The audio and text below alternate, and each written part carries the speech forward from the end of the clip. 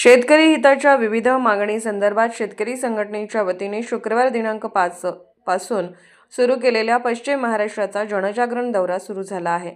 हा दौरा चालू असताना दरम्यान शाहू स्मारक दसरा चौक येथे शाहू महाराजांच्या पुतळ्याला पुष्पहार घालून शाहू स्मारक भवन येथे शेतकरी मेळावा घेण्यात आला।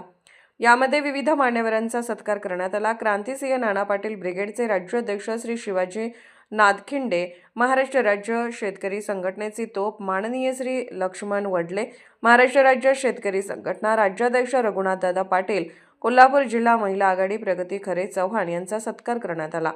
तसेच कोल्हापूर जिल्हा शेतकरी संघटना जिल्हाध्यक्ष ॲडव्होकेट माणिक शिंदे यांचा सत्कार श्री लक्ष्मण वडले, श्री शिवाजीराव नांदखिले यांच्या हस्ते करण्यात आला। कोल्हापूर जिल्हा शेतकरी संघटना जिल्हा उपाध्यक्ष श्री ज्योतिराम खोडके वडणगेकर यांचा सत्कार श्री शिवाजीराव नांदखिळे यांच्या हस्ते करण्यात आला।